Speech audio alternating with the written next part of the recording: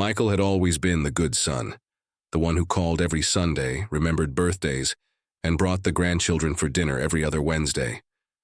At 45, he carried himself with the quiet dignity Robert and I had tried to instill, his accounting mind methodical and honest to a fault. That's what made Greg Martinez's betrayal so perfectly calculated. I'd met Greg exactly twice, both times at company picnics in Cheeseman Park that Michael felt obligated to attend. The first encounter was 3 years ago, a stocky man with calculating eyes and a handshake that lingered too long, the kind of grip that said, "I'm measuring your worth." He'd complimented my peach cobbler while asking pointed questions about the bakery's success and our family's investment portfolio. Even then, something about him reminded me of the door-to-door salesman who used to prey on widows in our neighborhood. The second meeting, last summer's barbecue, revealed more troubling signs. Greg arrived in a brand new Silverado, charcoal metallic with custom rims that probably cost more than most people's monthly mortgage payments. When Michael mentioned the truck, Greg laughed it off as a little bonus for managing the Peterson project so well. But his eyes didn't match his casual tone, and I noticed how he deflected questions about the company's recent financial difficulties. Jennifer, my daughter-in-law, had grown increasingly anxious over the past year. During our family dinners, she'd mentioned Greg's unpredictable mood swings and his habit of staying late to review accounts long after other supervisors had gone home. "He makes Michael nervous," she confided one evening while helping me clean dishes. "Says Greg has been asking weird questions about our credit cards and whether we have any joint accounts with family members." The red flags had been accumulating like storm clouds over the Rockies. Greg's gambling problem wasn't exactly secret among the Rocky Mountain construction crew. Michael had mentioned his supervisor's frequent trips to Black Hawk and his Monday morning complaints about bad luck at the tables, man losing money at Colorado's casinos while driving a $60,000 truck created a mathematical equation that didn't balance. Then, there were the procedural changes Greg had implemented. New software systems that required shared access codes. Mandatory overtime for special audits that only Greg supervised. Michael's increasing frustration with requests to double-check transactions he'd already verified multiple times. Classic signs of someone setting up a fall guy, though my son's trusting nature prevented him from seeing the trap being constructed around him. Last month's family dinner had been particularly revealing. Greg had called Michael at home, interrupting our meal to demand immediate access to the Peterson project files. "He's never done that before," Michael told us after hanging up. "Usually he waits until Monday morning to review anything important."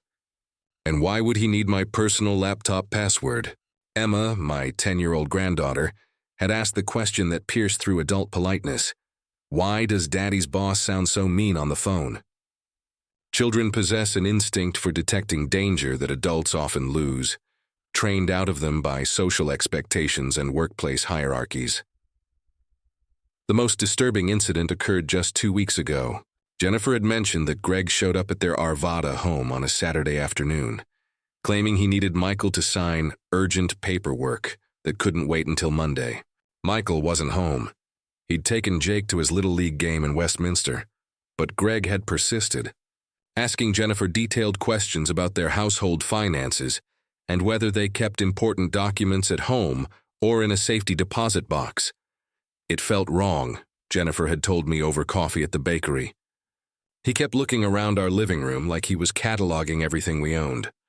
And when I said Michael would be back soon, he left immediately. Why wouldn't he just wait 15 minutes if the paperwork was so urgent? Now, with Michael behind bars at the Denver County Jail, those seemingly random incidents formed a clear pattern. Greg Martinez had been studying my family for months, identifying vulnerabilities, and constructing an elaborate scheme to transfer his own financial crimes onto my son's shoulders. He'd chosen Michael specifically because of his reputation, for honesty and his family's visible stability, qualities that would make accusations seem credible to law enforcement. The phone call from Michael yesterday had been followed by 3 more calls I'd chosen not to answer. Jennifer, desperate and confused, pleading for help with bail money. My sister Ruth from Colorado Springs, offering to mortgage her own home to help. Even Father Martinez from St. Cajetan's, gently suggesting that sometimes God's will includes accepting help from our community. But none of them understood what Robert's February letter had prepared me to recognize. Greg Martinez wasn't just a thief. He was a predator who'd studied our family's weaknesses and exploited Michael's trusting nature. Posting bail would only give Greg more time to cover his tracks and disappear, possibly to California or Nevada, where his gambling connections could help him vanish permanently. My refusal to help wasn't abandonment. It was the first move in a chess game where Greg thought he was playing alone. He'd underestimated the quiet strength that generations of Thompson women had cultivated in the shadow of the Rocky Mountains. Some battles require patience, strategy, and the kind of faith that looks like foolishness to those who don't understand its deeper purpose. The trap was set. Now I needed to let Greg's arrogance spring it. The bakery had been open for exactly 3 hours when Jennifer arrived with the children, their tear-stained faces reflecting the fluorescent lights like broken mirrors. Emma clutched her stuffed elephant while Jake hid behind his mother's legs, both confused by a world where fathers could disappear overnight into the gray fortress of the Denver County Jail. "Sarah, please," Jennifer's voice cracked as she approached the counter where I was arranging fresh scones. "The kids haven't slept. Emma keeps asking when Daddy's coming home, and Jake won't eat anything. The bail bondsman says we need 10% cash, just $5,000, and the bakery as collateral for the rest." I continued arranging pastries, each movement deliberate and calming. "Have you spoken with Father Martinez about this situation?" Father Martinez said to pray for guidance, but prayers don't pay bail bonds. Jennifer's frustration bubbled over like milk left too long on heat. "Michael is innocent, Sarah, you know he is. How can you let him suffer in that place when you have the means to help?" Emma tugged at my apron with flour-dusted fingers. "Grandma Sarah, why won't you save Daddy? Mommy says you have enough money, but you won't use it." The accusation hung in the cinnamon-scented air, like smoke from a grease fire. My own granddaughter, coached by desperation, questioning the grandmother who'd baked her birthday cakes and taught her to measure ingredients by heart. But children's honesty often cuts closest to truth. "Sometimes, sweetheart," I knelt to meet Emma's eyes, "saving someone means doing something that looks mean but isn't really mean. Like when Mommy makes you take medicine that tastes terrible because it helps you get better." Jennifer pulled Emma closer, protective and accusing simultaneously. "Don't confuse her with riddles, Sarah. This isn't about bitter medicine. This is about your son rotting in jail while his mother quotes Bible verses and bakes cookies." The bell above the door chimed, admitting Mrs. Patterson for her Tuesday routine. I served her usual apple Danish and dark roast coffee while Jennifer waited, children fidgeting with the uncomfortable energy of crisis. Mrs. Patterson glanced at the obvious family tension, but said nothing, understanding that some dramas require privacy even in public spaces. After she left, Jennifer resumed her campaign with the methodical persistence she'd learned as a kindergarten teacher. "I've researched Colorado bail bond laws. The house in Arvada has equity, but it's not enough alone. Your bakery property is worth $400,000, according to Denver County assessments. The bondsman would only hold a lien until trial, not permanent ownership. You've done considerable research for someone dealing with such an unexpected crisis." I wiped down the counter, keeping my hands busy while my mind calculated. Jennifer's sudden expertise in bail procedures suggested conversations with someone knowledgeable about legal maneuvering. "Greg Martinez called this morning," she admitted, confirming my suspicion. "He offered to help navigate the legal system, said he knows a bondsman who specializes in white-collar cases. He feels terrible about what happened and wants to support our family through this ordeal." Perfect. Greg's concern for our family welfare revealed the next phase of his manipulation. By positioning himself as a helpful supervisor, shocked by his employees' alleged crimes, he could monitor our response and adjust his strategy accordingly. His recommendation of a specific bondsman probably meant someone who'd report our activities back to him. What exactly did Mr. Martinez suggest regarding the bail process? Jennifer consulted notes written in her careful teacher's handwriting. He said time is critical because Michael's case might be transferred to federal court if the investigation expands. Federal cases mean higher bail amounts and fewer local bondsman options. He emphasized that delaying could result in Michael being held indefinitely, while prosecutors build their case. Classic pressure tactics. Create urgency, limit options, and present yourself as the solution to problems you've created. Greg was accelerating his timeline, probably worried that prolonged investigation might uncover inconsistencies in his fabricated evidence. He also mentioned that Michael's access to the company computer system made him look guilty to investigators. Said the Denver Police White-Collar Crime Unit focuses on employees with financial access rather than supervisors, since supervisors are considered management oversight. Jake tugged at Jennifer's sleeve. "Mommy, is Daddy really a criminal like the kids at school said?" The question pierced through adult scheming to the heart of collateral damage. These children would carry scars from their father's false imprisonment regardless of eventual vindication. Their classmates' parents gossiped about the arrest, creating playground whispers that followed innocent kids home. "No, baby," Jennifer gathered Jake into her arms. "Daddy made a mistake trusting the wrong person, but he's not a criminal." Interesting phrase choice.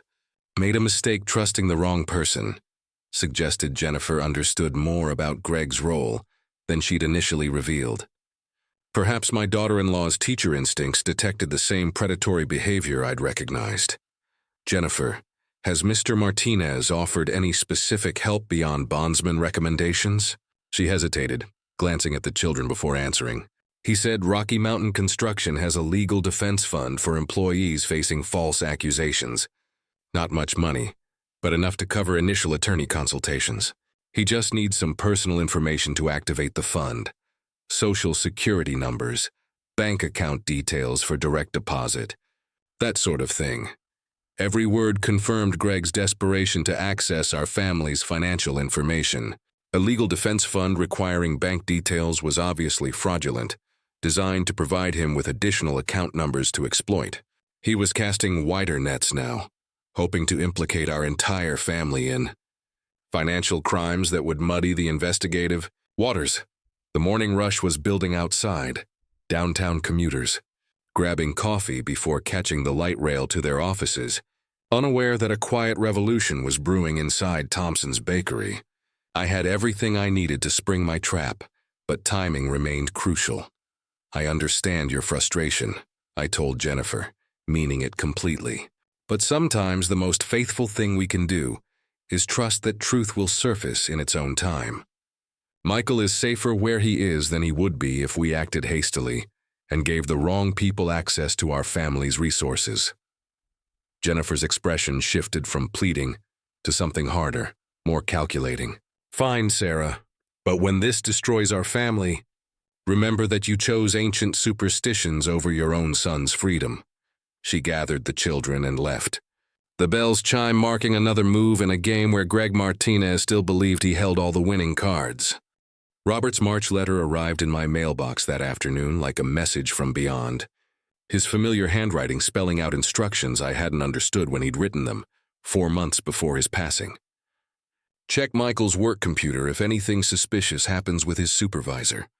Password is Emma 2014, Jake 2016, the kid's birth years. He keeps a backup drive in his sock drawer, right side, under the Colorado Rockies socks." I stared at the letter in my apartment above the bakery, surrounded by the familiar sounds of Capitol Hill traffic and the lingering scent of day-old cinnamon rolls. Robert had somehow anticipated this crisis with the supernatural clarity that sometimes accompanies terminal illness, when approaching death strips away illusions and reveals hidden truths. Michael's laptop sat on our kitchen table where Jennifer had left it yesterday. Forgotten in her desperate rush to arrange bail, she'd mentioned needing his personal files to help with legal defense, but then focused entirely on fundraising efforts. The computer waited like a time bomb filled with evidence instead of explosives. I opened the laptop with trembling fingers, arthritis making the keyboard feel foreign and intimidating.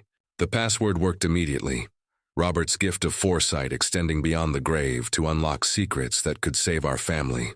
Michael's desktop contained the usual collection of family photos, tax documents, and work files organized with accountant precision. The backup drive was exactly where Robert had predicted, nestled beneath baseball socks that still smelled faintly of the Coors Field games Michael attended with his father. The external drive contained copies of everything from Rocky Mountain construction, 3 years of financial records, email correspondence, and project documentation that painted a picture of systematic fraud orchestrated by Greg Martinez. The evidence was overwhelming and methodical. Greg had been skimming money from construction projects since 2021, using a sophisticated system of phantom vendors and inflated material costs. The Peterson Affordable Housing Project alone showed $200,000 in fabricated expenses. Concrete deliveries that never happened. Electrical work billed twice. Permit fees paid to non-existent regulatory agencies. Email trails revealed Greg's desperation as his gambling debts mounted. Messages to Michael requesting urgent review of invoices that had already been processed.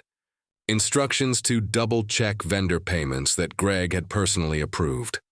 Requests for Michael's digital signature on updated forms that gave Greg broader access to company accounts.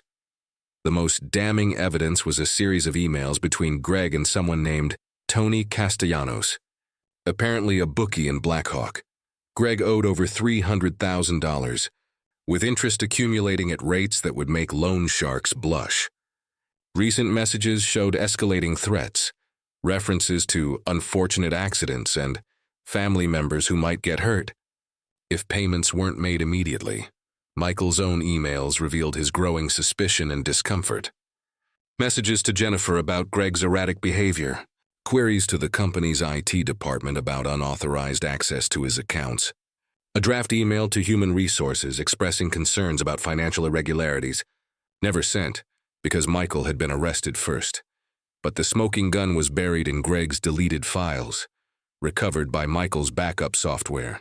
A detailed plan to frame Michael for the thefts, complete with fabricated evidence and a timeline for discovering the crimes after Michael had been positioned as the obvious suspect. Greg had been planning this betrayal for months, studying our family's financial situation and identifying the bakery as a potential asset he could manipulate through emotional pressure. The documents revealed Greg's complete financial profile underwater, mortgage on a McMansion in Highlands Ranch, maxed out credit cards, a second mortgage to cover gambling losses, and outstanding debts to multiple Colorado casinos. His supervisor's salary couldn't support his lifestyle, making theft inevitable and Michael's honest reputation the perfect cover. I printed everything, creating physical copies that couldn't be deleted or corrupted. 300 pages of evidence that would vindicate Michael and destroy Greg's carefully constructed lies. The backup drive contained additional insurance. Video files from security cameras showing Greg accessing Michael's computer after hours, using stolen passwords to create false transactions. Robert's April letter, which I opened immediately rather than waiting, contained the final piece of the puzzle. Contact Detective Patricia Williams at Denver PD White Collar Crime Unit. She handled the Morrison case in 2019. Similar pattern with construction company fraud. Tell her about the Castellanos connection. Tony runs more than sports betting in Blackhawk. Detective Williams answered on the second ring, her voice carrying the weary professionalism of someone who'd seen every variation of human greed. Mrs. Thompson? I was wondering when you'd call. We've been investigating financial irregularities at Rocky Mountain Construction for 6 weeks. Your son's arrest was premature. The DA got impatient and moved before we'd completed our analysis. You know Michael is innocent? We suspected it, but proving it required letting the real perpetrator think he'd succeeded. Greg Martinez has been under surveillance since January. We needed him to feel confident enough to make mistakes, which your son's arrest unfortunately accomplished. Relief flooded through me like warm honey. So Michael will be released? Within 48 hours, once we arrest Martinez and present the complete evidence package to the DA. We've been building a federal case that includes Tony Castellanos and his gambling operation. Your son stumbled into something much larger than simple embezzlement. The phone felt heavy in my hands, as the full scope of Greg's crimes became clear. Michael hadn't just been framed for theft. He'd been positioned as a scapegoat in a criminal enterprise involving organized gambling, money laundering, and construction industry corruption spanning multiple Colorado counties. Detective Williams, my daughter-in-law has been pressuring me to post bail. She mentioned that Greg Martinez recommended a specific bondsman, Danny Morales on Colfax. Yeah, he's part of Castellanos' operation. They were hoping your family would use him so they could monitor your financial activities and possibly implicate you in money laundering. Your refusal to post bail actually protected your family from federal charges. I sat in my kitchen, surrounded by evidence of my son's innocence and proof of my own wisdom, entrusting divine timing over human urgency. Robert's letters had prepared me for this moment, guiding me toward justice through apparent abandonment. Greg Martinez thought he'd destroyed our family to save himself from gambling debts. Instead, his arrogance had led him into a trap that would consume him and his criminal associates. While my faith in God's timing had protected everyone I loved, the truth was rising to the surface like perfectly proofed bread, ready for the final baking that would nourish my family and destroy those who'd tried to feed on our misfortune. Detective Patricia Williams arrived at the bakery during the Tuesday morning lull, her unmarked sedan blending seamlessly with the Capitol Hill streetscape. She looked exactly like I'd imagined, mid-40s, sharp eyes that missed nothing, and the kind of controlled energy that comes from years of chasing white-collar criminals through Denver's maze of corporate corruption. Mrs. Thompson. She extended a firm handshake across my flour-dusted counter. I need to ask you to continue your current approach with your family for another 48 hours. Greg Martinez is scheduled to meet with Tony Castellanos tomorrow night at the Golden Buffalo Casino in Black Hawk.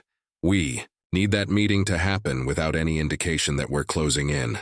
I poured her coffee in my best china cup, the one reserved for special occasions and serious conversations. What exactly do you need from me? Keep refusing to post bail. Martinez thinks your religious convictions make you an easy target for psychological manipulation. He's planning to approach you directly tomorrow, probably with a fabricated story about discovering new evidence that could help Michael's case. The irony was perfect. Greg's misreading of my faith as weakness would become the weapon that destroyed him. And you want me to listen to his proposal? More than listen. We need you to appear interested but conflicted. Ask questions that make him reveal details about his operation. The conversation will be recorded, but we need him to incriminate himself voluntarily. Detective Williams opened a leather portfolio containing surveillance photos and financial documents. This case extends far beyond your son's situation. Martinez is connected to a construction fraud ring operating throughout Colorado's Front Range. They target smaller companies with honest employees who can be framed when the schemes unravel. The photos showed Greg meeting with various men in expensive suits, their faces reflecting the kind of prosperity that came from other people's misfortune. Tony Castellanos looked exactly like Central Casting's version of a casino operator. Silver hair, gold jewelry, and eyes that calculated odds in every human interaction. Martinez owes Castellanos over $400,000 now. The interest compounds daily, and Castellanos' collection methods don't follow traditional banking protocols. Martinez is desperate enough to try anything, which makes him dangerous and sloppy. I studied the surveillance images of Greg's deteriorating situation. Recent photos showed weight loss, nervous habits, and the haunted expression of a man watching his world collapse in slow motion. His gambling addiction had consumed everything: house, marriage, and now his freedom. What role does the bondsman play in this scheme? Danny Morales launders money through his bail bond business. Families post collateral. He processes false paperwork showing lower bond amounts, and the difference gets funneled through Castellanos' operation. Your bakery would have become an unwitting participant in federal money laundering charges. Father Martinez from St. Cajetan's had agreed to help coordinate our strategy, his 40 years of counseling desperate people providing insights into Greg's psychological state. Men like Martinez believe they can manipulate anyone through fear or false hope, he'd explained during our afternoon meeting. He'll offer you something that sounds too good to refuse, probably a way to clear Michael's name completely. The plan required precise timing and careful performance. I would maintain my public position about accepting God's will while privately gathering information that would seal Greg's fate. Detective Williams provided me with Specific questions designed to elicit incriminating responses about the fraud scheme and gambling. Operation, ask him about the Peterson project. Specifically, she instructed. We need him to explain how he created the false invoices. Also ask about Tony Castellanos. Express concern about owing money to dangerous people. Make it sound like motherly worry rather than investigation. My role as the concerned but naive elderly woman would provide perfect cover for the interrogation. Greg expected religious platitudes and emotional vulnerability, not strategic intelligence gathering guided by federal law enforcement. His underestimation of my capabilities would become his fatal mistake. What happens to Michael during this operation? He's safer in jail than he would be on the outside right now. Castellanos has threatened Martinez's family, and desperate people make unpredictable choices. Once we arrest the entire network tomorrow night, your son will be released with full vindication and potential witness protection if needed. The detective handed me a small recording device disguised as a hearing aid battery. Press the center to activate, side button to stop. The range is 50 feet, so our surveillance team will capture everything clearly. If you feel threatened at any point, mention that you need to check on bread in the oven. We'll intervene immediately. I practiced the conversation scenarios with Father Martinez, who played Greg's role with uncomfortable accuracy. The priest understood manipulation tactics from decades of counseling sessions, helping me prepare responses that would encourage Greg to reveal details while maintaining my character as a confused but faithful grandmother. Remember, Detective Williams emphasized before leaving, Martinez thinks he's smarter than everyone else. Let him explain things to you like you're too simple to understand complex financial schemes. His arrogance will compel him to provide details that we need for prosecution. That evening, I called Jennifer to continue my performance as the stubborn religious woman whose faith prevented reasonable action. I've been praying about Michael's situation, I told her, but I still feel called to wait for God's timing, rather than rushing into human solutions. Sarah, you're destroying our family with your selfishness disguised as spirituality. Jennifer's voice carried genuine pain mixed with manipulation, coached by Greg's influence. Michael called again today, begging for help. How can you ignore your own son's suffering? Sometimes love requires doing difficult things, I replied, meaning it more than Jennifer could understand. I believe this trial serves a greater purpose that we can't see yet. After hanging up, I sat in my apartment above the bakery, surrounded by evidence of Greg's crimes and my husband's prophetic letters. Tomorrow would bring the confrontation that would either vindicate my strategy or expose my family to greater danger. But I felt Robert's presence guiding me toward justice, and I trusted that God's timing, combined with careful planning and federal law enforcement, would deliver the truth that would free Michael and protect our family from those who'd tried to feed on our misfortune. The trap was set. Now I needed to let Greg's desperation lead him into it. Greg Martinez arrived at the bakery during Wednesday afternoon's quiet period, exactly as Detective Williams had predicted. Through the window, I watched him circle the block twice in his Silverado before parking, his nervous energy visible even from across East Colfax Avenue. The recording device felt impossibly small in my apron pocket, but I pressed the center button as he approached the door. Mrs. Thompson, he entered with forced casualness, his smile too wide and eyes too bright. I hope you don't mind me stopping by. I've been worried sick about Michael's situation and wanted to see if there's anything I can do to help your family through this terrible ordeal. I continued arranging cookies in the display case, letting silence stretch between us like bread dough under tension. Mr. Martinez, this is unexpected. Please call me Greg. We're practically family, considering how much time Michael and I spend working together. He glanced around the bakery with calculating eyes, mentally appraising the equipment, location, and potential value. This is a beautiful place you've built here. Michael talks about it constantly, says you've been running it for 30 years? 32 years this October. I wiped down the counter methodically, keeping my hands busy while my mind focused on Detective Williams' instructions. Michael mentioned you've been very supportive during this difficult time. Absolutely. That's actually why I'm here. Greg leaned against the counter with practiced intimacy, the kind of false familiarity that predators use to establish trust. I've discovered some information that might help Michael's case, but I need to discuss it with someone who understands the family's financial situation. Perfect opening. What kind of information? Well, it's complicated. Greg's voice dropped to conspiratorial whisper, drawing me into his web of fabricated concern. I've been reviewing the Peterson project files more carefully, and I found discrepancies that suggest someone else might have been manipulating the accounts. Someone with higher access than Michael had. I set down my cleaning cloth and gave him my full attention, playing the role of hopeful grandmother desperate for good news. Someone else? Who? I can't say for certain yet, but there were several late-night account modifications that happened when Michael was home with his family.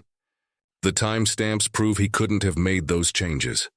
Greg paused dramatically, watching my face for signs of renewed hope. But here's the problem. Exposing this evidence might put your family at risk. Risk? What do you mean? Greg's expression shifted to practiced concern, the kind of theatrical worry that bad actors use when delivering crucial exposition. The person responsible has connections to some dangerous people in Black Hawk, gambling debts, money laundering, that sort of thing. Tony Castellanos runs more than just sports betting up there. He's connected to serious organized crime. The irony was breathtaking. Greg was describing his own situation while positioning himself as Michael's protector, using truth as camouflage for his lies. You're saying Michael was framed by criminals. That's exactly what I'm saying, but proving it requires resources and connections that most families don't have. Greg straightened, preparing to deliver his prepared pitch. I know an attorney who specializes in these cases. Federal white-collar defense with experience handling organized crime connections. But his retainer is substantial, and the investigation costs could reach 6 figures. I pressed my hand to my chest in what I hoped looked like overwhelming gratitude mixed with financial anxiety. Mr. Martinez, Greg, that's incredibly generous, but we don't have that kind of money available immediately. That's where I might be able to help. Greg's voice carried the smooth confidence of someone delivering a well-rehearsed sales presentation. The bakery has significant equity, and there are emergency loan programs for small businesses whose owners face family crises. I know a financial consultant who could arrange bridge financing using the property as collateral. Danny Morales, no doubt, the money laundering bondsman who would process fraudulent paperwork while funneling our assets into Castellanos' operation. You've researched this extensively. Michael is like a brother to me. When family is threatened, you do whatever it takes. Greg's eyes gleamed with the fervor of someone who believed his own lies. But timing is critical. The evidence I discovered could disappear if the wrong people realize we're onto them. We need to move quickly, ideally today. I walked to the window, pretending to consider his proposal, while actually signaling Detective Williams's surveillance team that the conversation was reaching its crucial phase. This attorney you mentioned, he would really take Michael's case?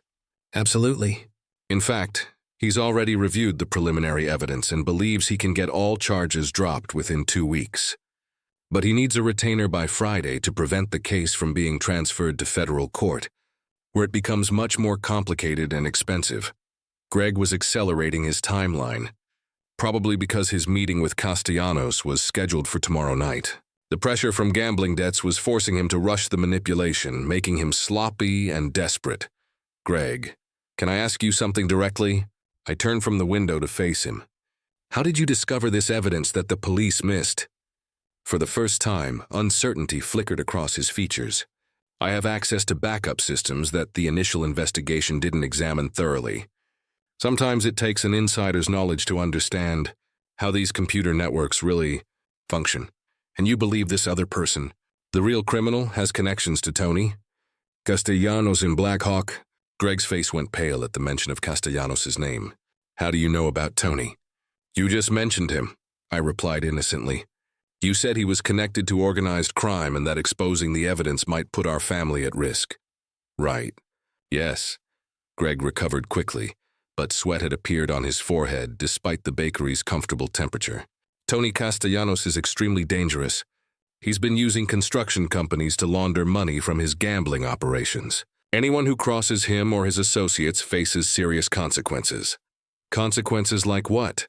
Physical harm, property damage, worse. Greg's voice carried genuine fear now, his own terror bleeding through the performance. That's why we need to handle this through proper legal channels with attorney protection. Going to the police directly could trigger retaliation before they could provide adequate security. I nodded thoughtfully, as if weighing his words against my religious convictions. This is a lot to consider. You're asking me to risk the bakery, my life's work, based on evidence I haven't seen provided by an attorney I've never met. To protect us from criminals you say are extremely dangerous. I understand your hesitation, Mrs. Thompson, but consider the alternative. Michael spends years in federal prison for crimes he didn't commit, while the real criminals continue their operations with impunity. The recording device captured every word of Greg's elaborate fraud, his growing desperation evident in his increasingly aggressive sales tactics. He was painting himself into a corner, revealing details about Castellanos' operation that only someone intimately involved would know. Greg, I said quietly, exactly how much money do you owe Tony Castellanos? The question hit him like a physical blow. His mouth opened and closed silently, his face cycling through confusion, fear, and finally a kind of defeated rage. I don't know what you're talking about. I think you do. And I think this conversation is over.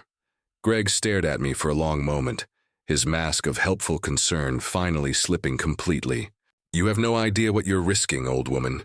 Tony doesn't forgive debts, and he doesn't accept excuses. When this all comes crashing down, remember that you had a chance to protect your family and chose stubborn pride instead. He left without another word. The bells chime, marking the end of his performance and the beginning of his destruction. I pressed the side button to stop recording, then walked to my phone to call Detective Williams. He took the bait, I reported, and he revealed much more than you hoped for.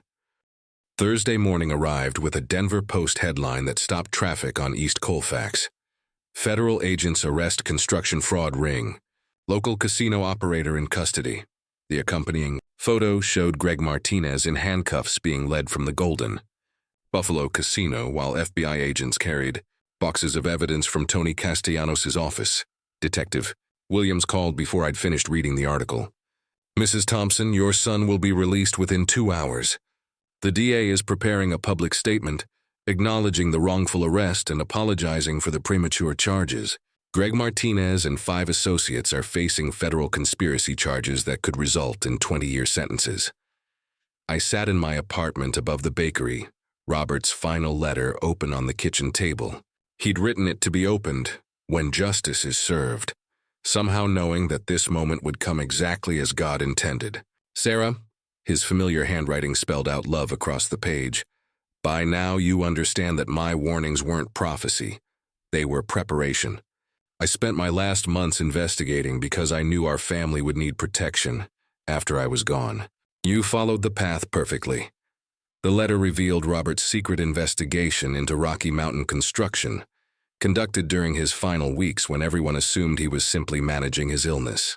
He'd contacted Detective Williams in January, providing initial evidence about financial irregularities and Greg's gambling connections. His death had interrupted the formal investigation, but his documentation became the foundation for the federal case that ultimately freed Michael. I couldn't tell you directly because your reactions needed to be genuine, Robert's letter continued. Greg Martinez is the kind of predator who studies his victims carefully. Any hint that you suspected his scheme would have made him more dangerous. Your faith in divine timing wasn't naive. It was strategic, guided by information I couldn't share until justice was accomplished. By 10 o'clock, news vans lined Capitol Hill streets and reporters crowded outside Thompson's bakery, drawn by the human interest angle of the grandmother whose faith had protected her family from federal criminals. I served coffee in Danish to the growing crowd, answering questions with the same quiet dignity that had carried me through months of public criticism. Mrs. Thompson, a Channel 7 reporter asked, did you really know your son was innocent? Or were you truly guided by religious conviction? Both, I replied honestly. Faith and wisdom aren't contradictory. Sometimes God's guidance comes through careful, observation and patient preparation rather than dramatic miracles. The irony wasn't lost on anyone present. The community members who'd criticized my refusal to post bail were now praising my wisdom in avoiding Greg's trap. Jennifer arrived during the lunch rush, tears streaming down her face as she apologized for doubting my judgment. "I'm so sorry, Sarah. Greg convinced me that you were being cruel and selfish. He said your religious beliefs were making you ignore Michael's suffering." She collapsed into my arms like a daughter seeking forgiveness. "He played me perfectly, didn't he? He played all of us, sweetheart. The difference is that some traps are designed to look like salvation." I held her while she cried, understanding that her guilt would take time to heal. "You were protecting your children and fighting for your husband. No mother should apologize for that instinct." Michael's release from the Denver County Jail drew even larger crowds, with local news stations broadcasting live coverage of his emotional reunion with Jennifer and the children. Emma and Jake clung to their father like he might disappear again, their innocence partially restored by seeing justice triumph over corruption. "Mom," Michael found me in the bakery's kitchen, where I was preparing celebration cupcakes for the neighborhood party that had spontaneously erupted. "Detective Williams told me everything. Dad's investigation, your strategy with Greg, the recording that broke the case wide open. You saved our entire family." "Your father saved us," I corrected gently. "I just followed his instructions and trusted that truth would surface when the time was right." The federal investigation had uncovered a criminal enterprise spanning multiple states. Tony Castellanos' organization had been using construction companies throughout Colorado, Wyoming, and New Mexico to launder gambling proceeds and defraud affordable housing projects. Greg Martinez was just one of several supervisors who'd been compromised through gambling debts and then coerced into framing innocent employees. The Peterson project alone involved $2 million in fabricated expenses, Detective Williams explained during her afternoon visit to the bakery.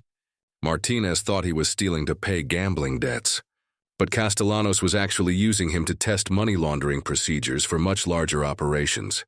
Danny Morales, the bondsman Greg had recommended, was facing separate federal charges for operating an unlicensed money transfer business.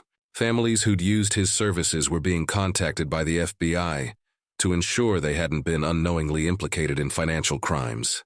Our refusal to post bail had protected us from becoming federal witnesses rather than victims. "What happens to Greg now?" I asked, genuinely curious about the man who'd tried to destroy my family. 25 years minimum, probably more when we finish analyzing all the evidence. "Castellanos is facing life in prison under federal organized crime statutes. The entire network is finished." Father Martinez arrived that evening for a private blessing of the bakery, acknowledging the role that faith and community had played in exposing corruption. "Sometimes," he reflected while we knelt together among the flour sacks and industrial ovens, "God's justice works through human wisdom and careful preparation rather than supernatural intervention." The neighborhood celebration continued past midnight, with local businesses contributing food and the Capitol Hill Community Center providing tables and chairs. Customers who'd questioned my judgment now spoke about the wisdom of trusting divine timing over human urgency. Children played in the street, while adults shared stories about faith, family, and the patience required to let truth emerge naturally. I found myself standing on the bakery's front steps, watching Emma and Jake chase fireflies under the streetlights, while their parents spoke quietly with Detective Williams about witness protection procedures and counseling resources. The Rocky Mountains stood silhouetted against the evening sky, their permanence a reminder that some things endure regardless of human scheming. Robert's presence felt especially strong in that moment, his love and protection extending beyond death to shield our family from those who'd tried to feed on our misfortune. His investigation had planted seeds that flowered into justice exactly when we needed them most. "Thank you," I whispered to the mountain air, meaning it for Robert, for Detective Williams, for Father Martinez, and for the divine timing that had turned apparent abandonment into the perfect strategy for salvation. Greg Martinez had underestimated the quiet strength that generations of Thompson women had cultivated in the shadow of the Rockies. His destruction was complete, while our family emerged stronger and more united than ever before. Justice had indeed been served, seasoned with faith and patience, baked to perfection in God's own timing. 3 months after Greg Martinez's arrest, Thompson's bakery had transformed from a neighborhood institution into a symbol of faith-guided justice throughout Denver's small business community. The morning rush now included customers who traveled from suburbs, like Lakewood and Aurora specifically to support the grandmother whose wisdom had exposed federal corruption. Michael's transition back to normal life proved more complex than anyone anticipated. Rocky Mountain Construction had offered him a promotion to senior accountant, with full oversight of financial procedures. But the memories of false accusations and jail time created anxiety that affected his concentration. Some evenings he'd arrive at the bakery after work and sit quietly in the kitchen, processing emotions that counselors said were normal for wrongful imprisonment survivors. "I keep wondering what would have happened if you'd posted bail," he admitted during one of our weekly dinner conversations. "Greg's plan would have worked perfectly. I'd be facing federal charges instead of him, and our family would be bankrupt from legal fees." Jennifer had resumed her teaching position at the elementary school in Lakewood, but she'd also started volunteering with a victim advocacy group that helped families navigate false accusation cases. "I understand now why you refused to help immediately," she told me while helping prepare Sunday lunch. "I thought faith meant rushing to fix problems, but sometimes it means having patience to let solutions develop naturally." The children showed remarkable resilience, their young minds processing the experience as an adventure story, where good ultimately triumphed over evil. Emma had written a school report titled, "My Grandma the Detective," while Jake proudly told classmates that his family had helped catch real bad guys who were now in federal prison. The bakery's success had grown beyond our wildest expectations. Feature articles in Denver lifestyle magazines brought customers from throughout the Front Range, drawn by stories of the 70-year-old woman who'd outsmarted organized crime through strategic faith.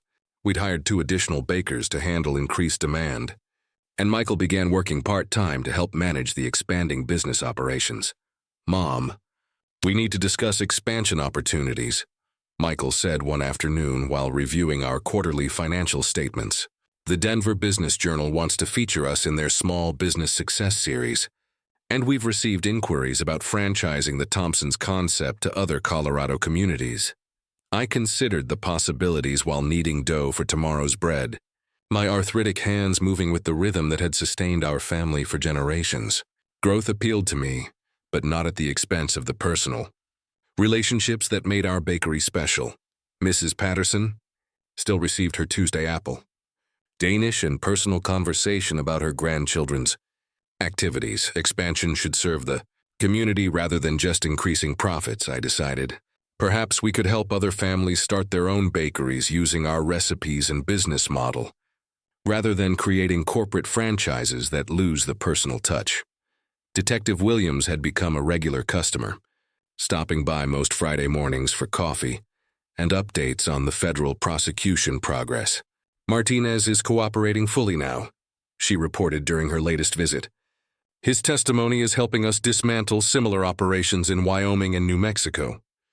Your recording was the key that unlocked everything. The federal trial was scheduled for next spring, with our family expected to testify about Greg's manipulation attempts and the emotional impact of Michael's wrongful arrest. Prosecutors assured us that witness protection wouldn't be necessary, since Castellanos' entire organization had been dismantled. But they'd arranged counseling support to help us process the public attention. Father Martinez had incorporated our story into his Sunday sermons about faith and patience, using our experience to illustrate how divine timing often conflicts with human urgency. Sarah Thompson understood that sometimes the most faithful response is to wait for truth to emerge, rather than rushing toward apparent solutions, he'd explained to congregations.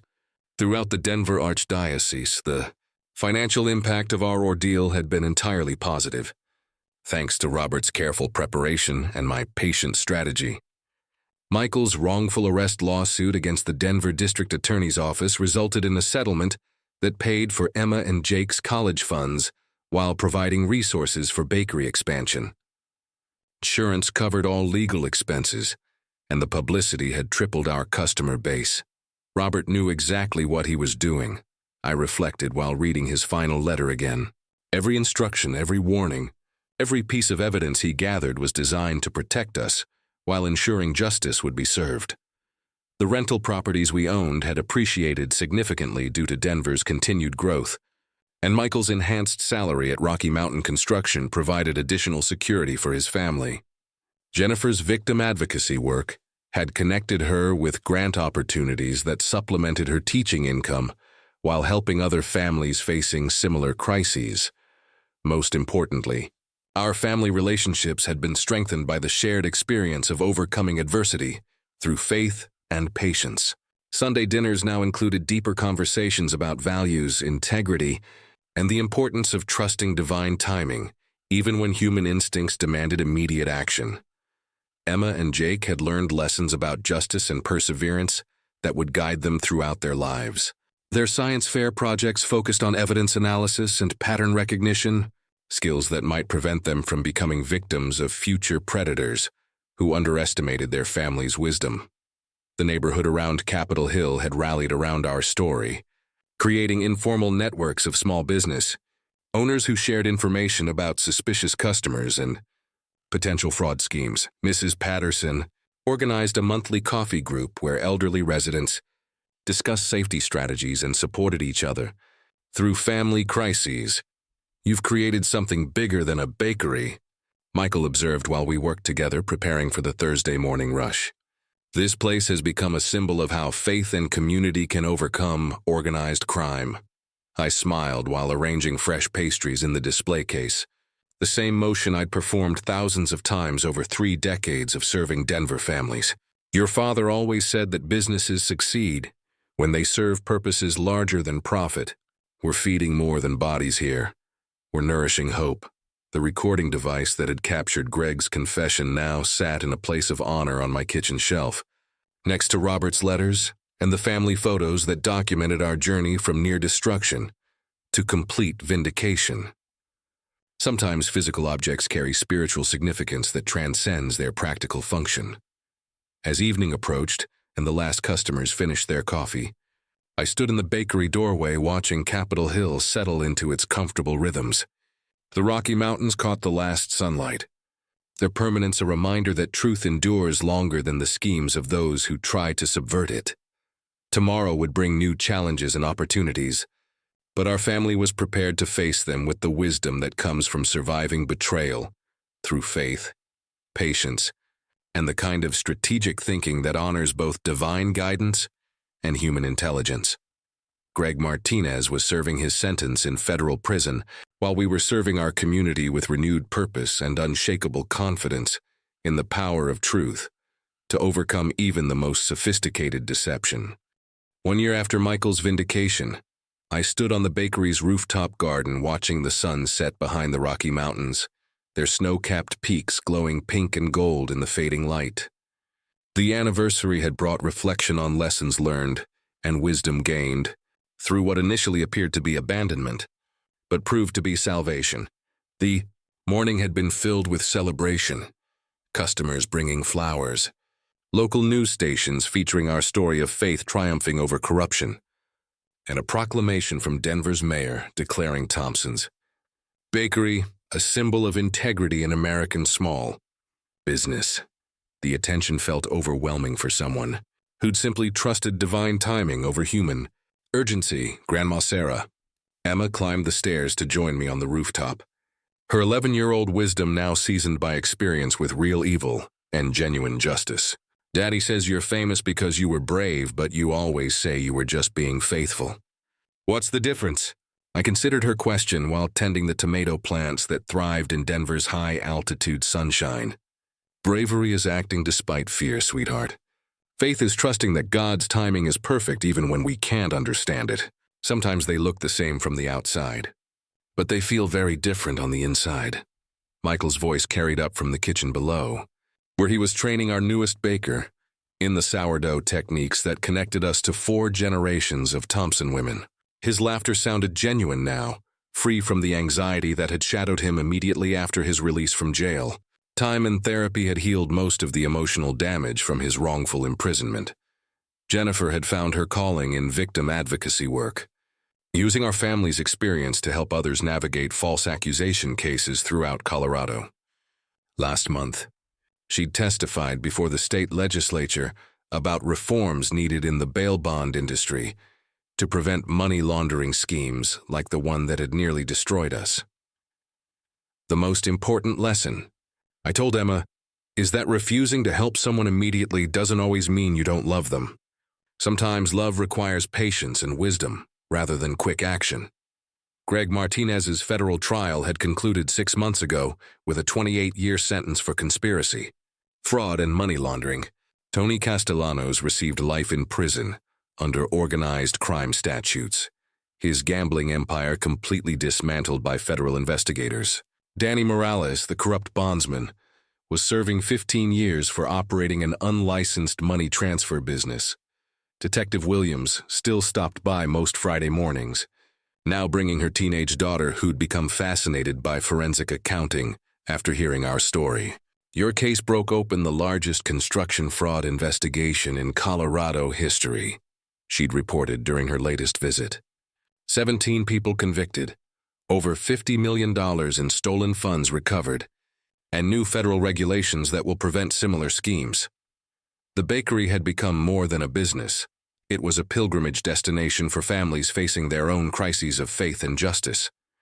Customers traveled from across the mountain west to meet the grandmother, whose patient wisdom had exposed organized crime, seeking advice about trusting divine timing when human instincts demanded immediate action. Mrs. Thompson, a visiting mother from Wyoming, had asked that morning, "How do you know when to wait for God's will versus taking action to protect your family?" "Prayer and observation," I'd replied while serving her coffee and fresh cinnamon rolls. God's guidance often comes through careful attention to details rather than dramatic revelations. Watch for patterns, trust your instincts, and remember that the hardest choice is often the right choice. Father Martinez had incorporated our story into a book about faith in modern America, using our experience to illustrate how traditional values could triumph over contemporary corruption. Sarah Thompson represents the best of American character, he'd written.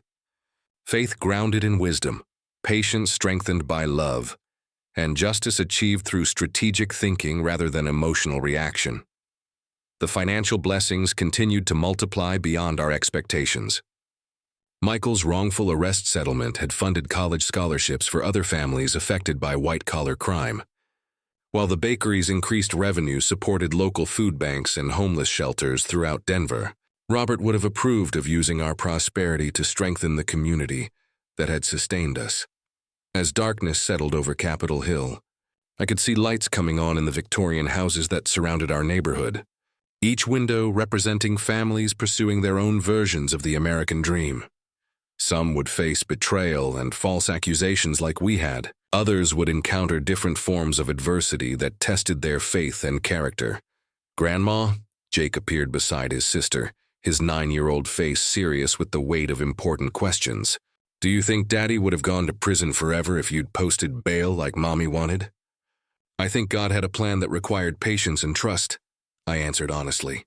"Your daddy's innocence was always going to be proven, but the timing had to be perfect to catch all the bad people and protect other families from being hurt." The rooftop garden represented hope and continuity.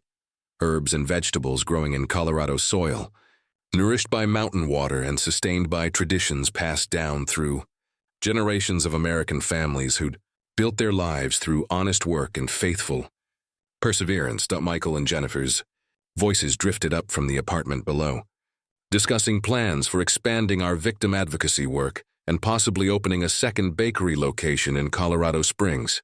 Their marriage had been strengthened by surviving the crisis together. Their love deepened by understanding how quickly prosperity could be threatened by those who envied what others had.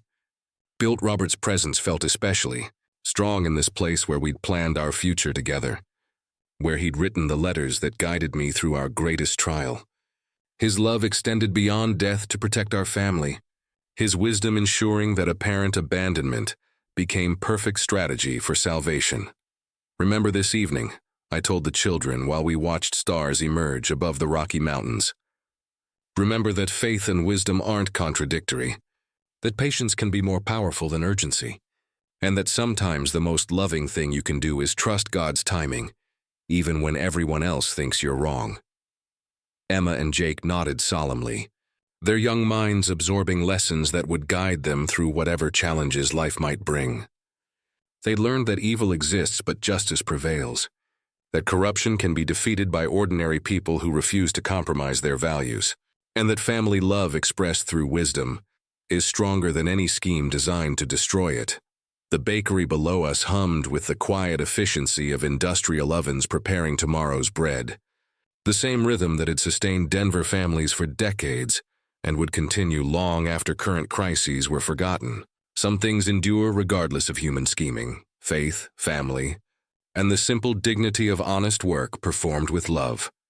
Divine will had indeed been fulfilled, not through miraculous intervention, but through faithful patience combined with careful preparation and strategic thinking.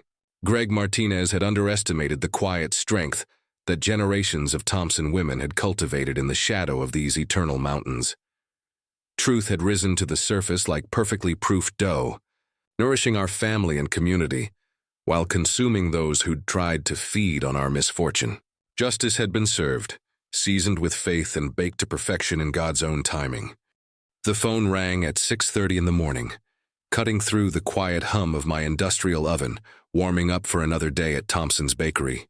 I knew before I answered. A mother always knows when her world is about to shift on its axis. "Mom, it's me." Michael's voice cracked like he was 12 again, caught stealing cookies, not 45, and calling from behind bars. I'm at the Denver County Jail downtown. They're saying I misappropriated funds from Rocky Mountain construction. A lot of money. I set down my rolling pin, flour dusting my arthritic hands like snow on the Rockies. Through the window of my Capitol Hill bakery, past the hand-painted sign that had welcomed neighbors for 30 years, I could see the mountains catching the first amber light of dawn. The same view that had comforted me through Robert's illness, through the lean years when we almost lost everything. "How much are they claiming, son?" $200,000, Mom. His voice dropped to a whisper. "I swear on Dad's grave, on everything we hold sacred, I never took what wasn't mine. It was my supervisor, Greg Martinez. He must have used my access code somehow. But they arrested me at home, not him." Jennifer was crying, the neighbors were staring. The silence stretched between us like taffy cooling on my marble counter. I'd been expecting this call for months, ever since Michael started mentioning Greg's mysterious gambling debts and his sudden acquisition of a new Silverado on a supervisor's salary. The pieces had been falling into place like ingredients in my grandmother's secret recipe, each element necessary, none accidental. The bail hearing is this afternoon. They set it at $50,000 cash. "Mom, I need you to put up the bakery as collateral through a bail bondsman, please." Jennifer called in sick to work. She's so upset. "The kids don't understand why Daddy can't come home. Emma keeps asking when I'll be back to help with her science project." I closed my eyes, feeling my late husband Robert's presence stronger than the scent of cinnamon rolls rising in the back oven. His warnings about trusting the wrong people echoed from those letters he'd written me during his final weeks, when the cancer had made him prophetic about dangers I couldn't yet see. This moment had been approaching like a slow-moving freight train through the Colorado landscape of our lives. "Michael," I said quietly, my voice carrying the weight of 7 decades and hard-earned wisdom. "Sometimes what appears to be abandonment is actually divine protection. This situation might be part of God's will unfolding exactly as it should." "What?" His voice rose an octave. "Mom, what are you talking about?" "I need bail money, not a sermon. I won't be putting up the bakery, son. If the Lord wants you in that place right now, there's a reason. I've been praying about this situation with Greg for weeks. You've been..." "What, Mom, are you having a breakdown?" "Dad just passed away 8 months ago. Are you thinking clearly?" My refusal wasn't cruelty disguised as faith. It was strategy wrapped in prayer, seasoned with the kind of patience that only comes from kneading 10,000 loaves of bread and learning that the best things rise slowly, in their own time. The morning customers would arrive soon, Mrs. Patterson with her Tuesday routine, The baristas from the coffee shop next door grabbing their pre-work sustenance. They'd expect their usual warm smiles and fresh Danish from Sarah Thompson, the sweet grandmother who remembered their orders and asked about their children's soccer games. I'd give them exactly that performance while I planned how to save my son by appearing to abandon him to divine justice. Michael was innocent. I knew it with the same bone-deep certainty I felt when bread was perfectly proofed, ready for the oven. But proving his innocence would require letting Greg Martinez think he'd successfully framed my boy, just long enough for his arrogance to lead him into a trap of his own making. Sometimes God's will looks remarkably like a mother's love wearing the disguise of apparent indifference. And sometimes, the most faithful thing you can do is trust that the truth will rise to the surface, just like perfectly made dough finding its way toward the light. My great-grandfather, Samuel Thompson, arrived in Colorado Territory in 1962 with nothing but calloused hands and a sourdough starter that had survived the journey from Ohio. He'd heard about the silver boom in Georgetown, but instead of chasing mineral dreams like most men, he opened a bakery to feed the dreamers. Smart man. Miners came and went, but people always needed bread. The starter he brought became the foundation of everything, passed down through my grandmother Ruth, then my mother Eleanor, and finally to me. 4 generations of Thompson women had built their lives around that living culture, feeding Denver families through the Depression, 2 world wars, and every boom and bust cycle Colorado could throw at us. I learned the business at my mother's elbow, measuring flour before I could properly hold a measuring cup. By 16, I was running the morning shift alone while she handled deliveries to local diners in the old Stapleton Airport. The bakery sat on East Colfax then, in a narrow building that shook every time the streetcar passed. But it was ours, bought and paid for with honest work and Thompson determination. When I married Robert in 1978, we pooled our savings, his from 3 years of night shifts at the Ford plant in Aurora, mine from every tip and overtime hour the bakery could provide. Together we found the current location on Capitol Hill, a corner building with tall windows and enough space for the industrial ovens I'd been dreaming about. The neighborhood was transitioning then, young professionals moving into the Victorian houses, drawn by the proximity to downtown and the bohemian energy that made Denver feel like a small city with big dreams. Robert understood the bakery wasn't just my business. It was my heritage, my responsibility to the community. He spent weekends installing new display cases, painting the cheerful yellow walls that still welcome customers today. When Michael was born in 1980, we converted the upstairs into our family apartment. The scent of baking bread became his lullaby, the pre-dawn rhythm of commerce his earliest memory. Those were golden years. Reagan was president, Denver was growing, and we were part of something larger than ourselves. The American dream taking shape one croissant at a time. I won the Denver Small Business Excellence Award in 1985, then again in 1992.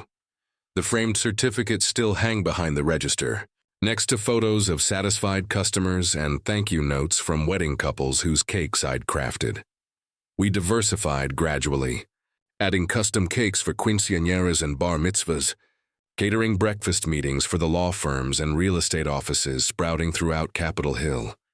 My 401k grew steadily, matched by Robert's pension from the Ford plant. We bought a small rental property in Thornton, then another near the University of Denver. Nothing flashy, just solid investments that would ensure our retirement and Michael's future. The bakery became more than a business. It was a neighborhood institution. When the Hernandez family lost their home in a fire, we organized meal donations. When old Mr. Kowalski's wife passed away, I delivered soup and fresh rolls every Tuesday for 6 months. These weren't calculated business moves. They were what neighbors did for neighbors in Denver's tightly woven communities. Michael grew up understanding this responsibility. After school, he'd help bag cookies and learn to make change before he mastered multiplication tables.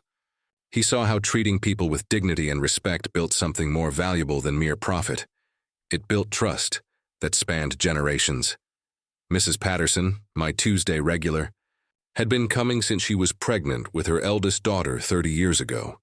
When Michael graduated from Metro State with his accounting degree in 2002, I encouraged him to explore beyond the bakery. Build your own foundation first, I told him. The family business will always be here when you're ready. He joined Rocky Mountain Construction as a junior accountant, attracted by their focus on affordable housing projects throughout the metro area. Robert and I were proud watching our son establish himself independently. He married Jennifer, a kindergarten teacher from Lakewood, in 2005. We hosted their rehearsal dinner at the bakery, transforming the space with white lights and roses grown in my rooftop garden. Their children, Emma and Jake, became the bakery's unofficial mascots, charming customers with their gap-toothed grins and flowery handprints on the windows.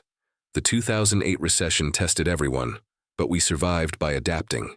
Fewer custom cakes, more basic bread, and affordable lunch options for struggling families. Robert's pension remained stable, our rental properties held their value, and the bakery's reputation carried us through lean months when other businesses closed permanently. When Robert was diagnosed with pancreatic cancer in 2023, the community rallied around us like family. Customers organized meal trains, local businesses offered discounts, and Father Martinez from St. Cayetan's held prayer circles that filled our apartment with hope, even during the darkest nights. Robert passed away last December, 3 days before Christmas. The funeral filled the cathedral, a testament to a man who'd lived quietly but meaningfully. In his final weeks, he'd written me letters, 23 of them, to be opened, one per month after his passing. The January letter warned me about people who might try to take advantage of my grief. The February letter mentioned watching for signs of financial trouble at Michael's workplace. Now, standing in the pre-dawn darkness of my bakery, I understood that Robert's warnings had been preparing me for this moment. The starter bubbling on my counter connected me to generations of strong women who'd faced adversity with faith and intelligence. This wasn't the end of our story. It was the beginning of the most important chapter I'd ever write.